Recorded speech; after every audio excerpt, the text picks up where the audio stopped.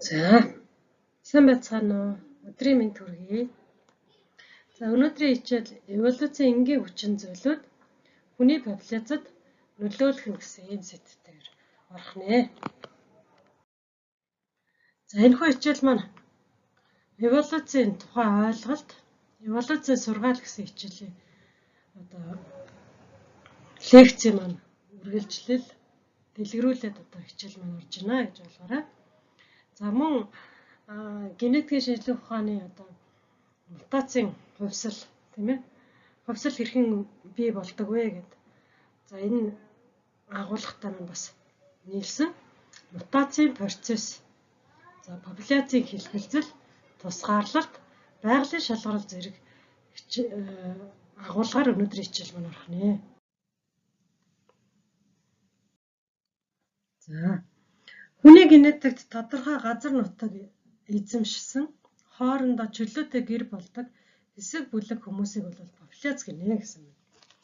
За эндээс үзэхэд популяц гэдэг маань популюс гэсэн үгнээс гаралтай бөгөөд за ерөнхийдөө бол хүн ам гэсэн утгатай үг ээ гэж хэлдэг шүү тийм ээ.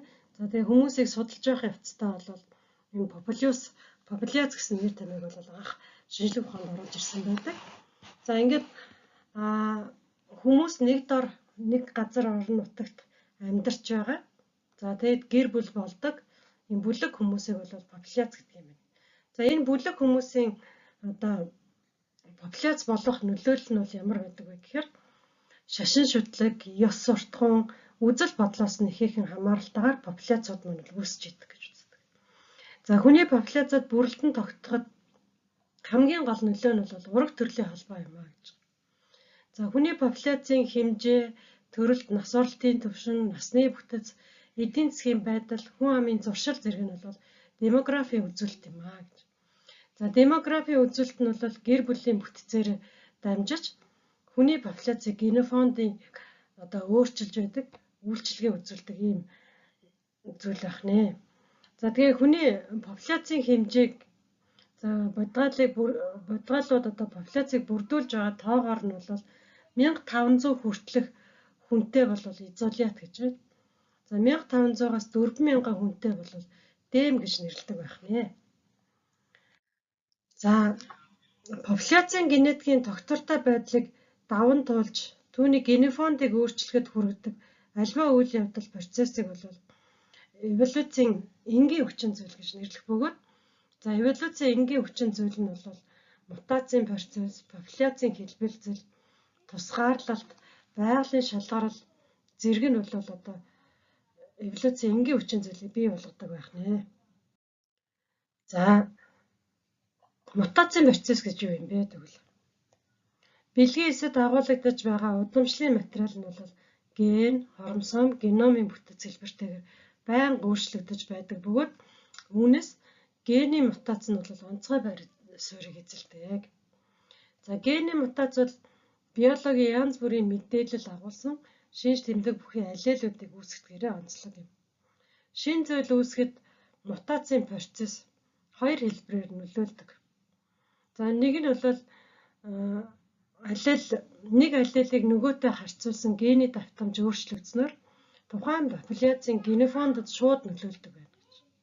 Эндээс үзэхэд бол энэ аллел бол мутацийн процесс нь шууд бусаар илэрдгийг бол бас харуулж болох нэ. За үүнээс гадна удамшил хувьслын нөөц байдлаар мутант аллелууд хэлбэржиж бий болох нь бол чухал ач холбогдолтой юм. За энэ нь тухайн бие махбодын генотипийн аллелийн бүтцийн хэлбэлзэл дараагийн үеүдэнд бол комбинатив хувьслын замаар дамжих нөхцөлийг бий болгодог байна. За мутацийн процессын үед үр дүнд бол байгаль дахь популяцийн удамшил янз бүрийн түвшинд хадгалагдаж байдаг.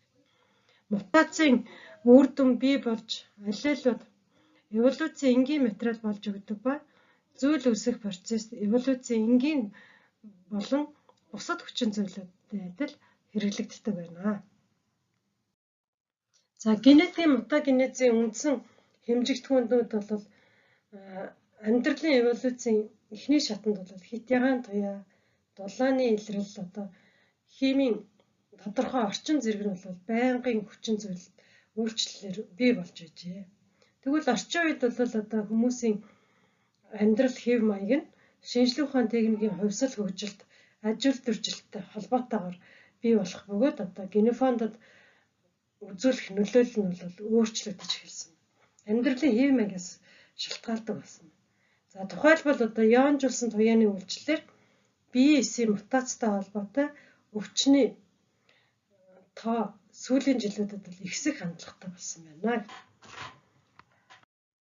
За популяцийн хэлбэлзэл. Байгаль дахь популяцийн бодгойлын тоо толгой үежилсэн бус байдлаар хэлбэлзэх энэ үзэгдлийг бол популяцийн хэлбэлзэл гэдэг. За экологийн хүчин зүйлүүд болох гадаад орчны өөрчлөлт, эд шидэжээлийн дутагдал зэрэг нь бол энэ популяцийн хэлбэлзлийг бий болгодог. За бие махбодын тоо толгой өсөх үед бол популяцууд хоорондоо холилдож генофондыг бий болгож тархас нутгийн хэмжээг бол нэмэгдүүлдэг байна. За заримдаа тоо толгой ихссэн зүйлийн тодорхой хэсэг нь бол тархас нутгаас гадна шахагдаж гарах бөгөөд одоо улмаар байгалийн шалгарлын шинэ хүчин зүйлүүдийг даван туулах шаардлагатай болдог. Тоо толгой хэд олон болох нь бол зүйлийн доторх амьдралын төлөө тэмцлийг хүчтэй болгодог бөгөөд зарим том популяцуудад тоо толгой цөөрөх байдал ажиглагдаж популяцийн генофонд бол өөрчлөгдөх төдийгүй ихээр өвхөж өргөдөх нөхцөлийг бүрдүүлж байна. За инхээр популяцийг бүрдүүлж байгаа тоо толгой бол одоо тэр нягтшил тархалтын байдлаас ихээхэн шалтгаалдаг юм байна. За мөн дээрэс нь байгалийн шалгарал ихээхэн одоо нөлөөлдөг юм байна. За энэний үндсэн дээр бол зүйлүүдийн хооронд бол тэмцэл явагдаж байдаг. Ялангуяа одоо тоо толгой асар их болсноороо одоо газар нутгийн төлөөх, эд шидэжээлийн төлөөх өрсөлдөөн, зүйлийн дотоод дахь өрсөлдөөн бол ихссэн байдаг. Энэ өрсөлдөөнөөс болоод бол популяцийн генофонд өөрчлөгдөх төдийгүй ихээр өргөдөж хорогдох нөхцөл бас бүрддэг байх нэ. За популяцийн хэлбэлзэл нь бол байгаль дахь популяцийн генофондод шууд бус хэлбэрээр нөлөөлж байдаг. За хүн амын өсөлтийн хувьд хүн төрөлхтний маш чухал ололт амжилт бол за газар эзэмших, аж үйлдвэржилтийг бий болгох, шинжлэх ухааны техникийн хувьслын эрен үе бий болсон нь бол энэтэй хүн амын өсөлттэй шууд холбоотой байдаг. За хүн ам өсснөөр одоо нягтшил ихсэж байдаг. За тухайлбал эрт дээр үед бол одоо 3 км2-д амчид болон цуглуулагчид амчдын одоо түүхий материалыг цуглуулагчид бол нэг хүнд 3 км2-д ноогддог байсан бол хүрэл төмөр зэвсгийн үед бол 4 хүнд ноогддог байсан. Орчин үед бол 1200 хүнд энэ талбай ноогддог болсон байна. За эндээс үзэхэд одоо ямар их нэгтрал бий болж сүүлийн жилүүдэд энэ нүүдэл, суудал одоо шилжилт тийм ээ эдгээр нь бол ямар их нөлөөлж байна вэ гэдгийг харагдаж байна. За хүн амын тоо өсөх хандлагаас гадна түүний буурах үзэгдэл бас хамт явагдаж байдаг. За хүн ам өссөний хэрээр янз бүрийн тахалт өвчин ихээр гарч за хүн амын тоо толгой өсөлт мэдэгдэхүйц байдлаар цөөрч байна. За өргөн удам нутагт байгаа хүн амын тооны үйлчилсэн өөрчлөлт нь за нэгтчлийн байдал, нүүдлэл зэрэг нь бол хүн төрөлхтний популяцийн генофондод байнга нөлөөлсөөр ирсэн байна. Тэгэхээр энэ маань одоо юу хэлж ийнэ вэ гэхээр одоо өргөн удам нутагтай хүмүүс одоо соёлын хэрэгцээгээ дагаад, боловсролын хэрэгцээгээ дагаад, ажлын байр ядуурлаас гарахын тулд одоо орон нутгаас одоо хот руу одоо төвлөрөх хандлага нь ихсэж байгаа. За эндээс үндэслээд одоо нэг дор хүн амын тоо асар олноороо болсноор байгалийн бохирдол гэдэг юм бий болж байна. Бохирдлоо дагаад одоо өвчлөл, тахал тийм ээ зэрэг өвчлөл бол нэмэгдэж байдаг. За энэ өвчлөл нэмэгдснээр хүн төрөлхтний тэр популяцийн генофондод бол нөлөөлж байгаа бөгөөд энэ нь эцэстээ бол хүн амын тоо цөөрөх хандлагыг бий болгодог байна. За тусгаарлалт. нэгэн зүйлд багтах бодгаал биеийн хооронд чөлөөтэй үржил явагдахгүй болохыг тусгаарлалт гинэ. Тэгэхээр альва бие махбодод хоорондоо чөлөөтэй үржил явагдахгүй болохын тусгаарлалт болдог юм. За энэ тусгаарлалтыг бий болгодог эволюцийн энгийн хүчин зүйлүүд нь бол генетикийн компонентарууд, за мутацийн процесс, за мөн байгалийн шалгарал зэрэг нь бол энэ тусгаарлалтыг бий болгож идэх гэж үздэг. За тусгаарлалтын үр дүнд зүйлийн доторх бүлэглэл генетикийн бүтцийн хувьд ялгаатай болох бөгөөд байгалийн шалгаралтай шууд холбоотой байдаг. За тусгаарлалт нь бол газар зүйн тусгаарлалт, биологийн тусгаарлалт, экологийн тусгаарлалт, зан төрхийн тусгаарлалт, генетикийн тусгаарлалт гэсэн 5 зүйлээс тогтдог байна. Бий болдог байна. За ингээ газар зүйн тусгаарлалт гэдэг нь юу юм бэ гэж. Популяцууд хоорондоо уул нуруу, далай тэнгис зэрэг байгалийн хүчин зүйлүүдээр тусгаарлагдаж байгаа. Хэлбэрийг бол газар зүйн тусгаарлалт гэнэ. Тэгвэл бие махбодын зүйлийн доторх ялгаа үүсэх, бие махбодын бүтцийн ялгаа үүсэх энэ үзэгдэл бол биологийн тусгаарлалт болж байдаг. За жишээлбэл бэлэг эрхтний бүтцийн өвөрмөц байдал, бэлэг эрхтний тодорхой зориултын улмаас нэгэн зүйлд хамаарагдах бодгалууд хоорондоо чөлөөтэй үржихгүй болох энэ хэлбэр бол биологийн тусгаарлалт юм аа. За гурав дахь нь бол экологийн тусгаарлалт байна. Гурав дахь нь экологийн тусгаарлалт.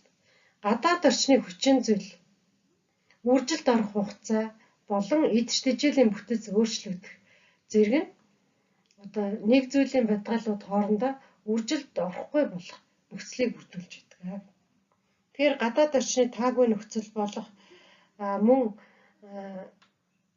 гадаад орчноос шалтгаалan аливаа амьд биесүүд хоорондоо үржих чадваргүй болж үржлийн хугацаа нь өөрчлөгдөх, тийм ээ.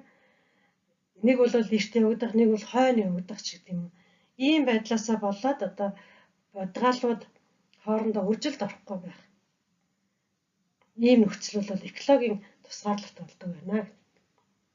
За тэгвэл зан төрхийн тусгаарлалт гэж. Ийм амьтдын үржлийн үед хосоо сонгох, оролцох байдал нь бол зан төрхийн тусгаарлалтаас шалтгаалж идэг гэж. За жишээлбэл юу вэ гэхээр эр им альж амьтан, тийм ээ, эсрэг хүйснээ сонгох, сонирхох байдал нь бол гадаад хэлбэр төрх, бие бүтцийн байдал, тийм ээ, биеийн өнгө, үнэр, дуу хоолой зэргээс нь харгалзан үзээд үржлийнхээ хосыг сонгох байдал маань илэрч идэг. Гэтэл хэрвээ дээр дурдсан зүйлсүүд нь таалагдахгүй байх юм бол тухайн амьд бие үржлийн хосоо сонгохгүй байх. Энэ нь бол бас тусгаарлалт болох нөхцөлийг бүрдүүлж идэг байна. За генетикийн тусгаарлалт. Бэлгийн эсүүд үл зохицох байдал буюу үр тогтолтын дараа эвсэл хөгжихгүй байх. За дээрх шинж тэмдэгтэй холбоотойгоор ген болон хоромосомын байдал, хоромосомын тоо тохирохгүй байх байдлаас шалтгаалж зүйлүүд хоорондоо үрждэггүй. Энэ нөхцөл бол генетикийн тусгаарлалтыг бий болгодог байна. За хүн төрөлхтний хөгжлийн ихэнх үед бол газар зүйн тусгаарлалт чухал үүрэг гүйцэтгэж байна. Үүнээс гадна зөвхөн хүн төрөлхтөнд ёс суртахуун, угсаатан зүй зэрэг тусгаарлалтын өвөрмөц хэлбэрүүд байдаг гэсэн. Тусгаарлалтын хүчин зүйлүүд нь хүний популяцийн генофондод нөлөөлж идэг. Соёлын болон газар зүйн тусгаарлалтанд харьцангуй удаан хугацаанд амьдарсан хүний популяцад тухайлбал бага естангуудад бол зарим нэг антропологийн онцлог илэрч хөгжсөн байдаг. Жишээлбэл ууланд нэг дүүрэгт амьдардаг үндэстэн цусны АБО системийн цусны улаан эсийн антигенүүдийн байдлаар нь янз бүрийн харьцаатай бүлэг болгон хуваадаг байна.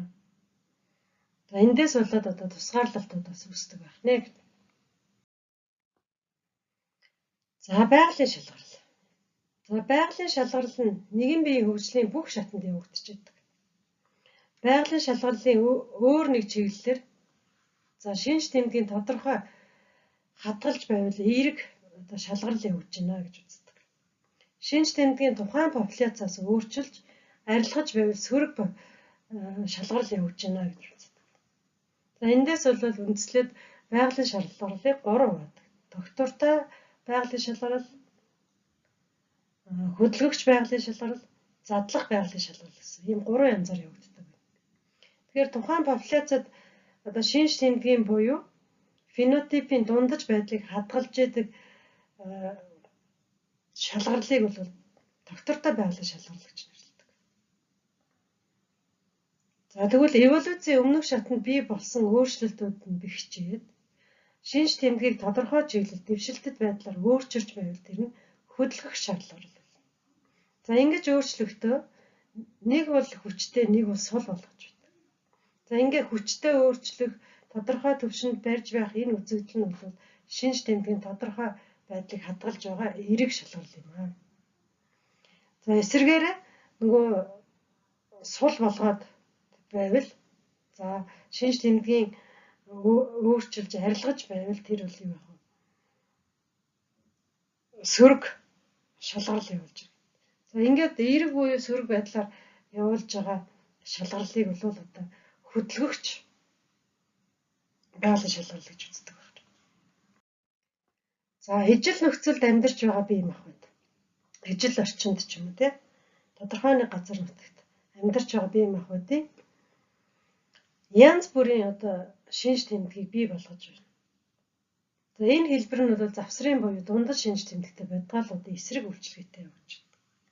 Энэний үр дүн одоо шинж тэмдэг одоо задрах популяц одоо өөрчлөгдөх бодгалуудын шинж тэмдгүүд өөрчлөгдөх энэ үйл явц нь ерөнхийдөө задлах шалгарал явуулж байна гэж үзэж байгаа.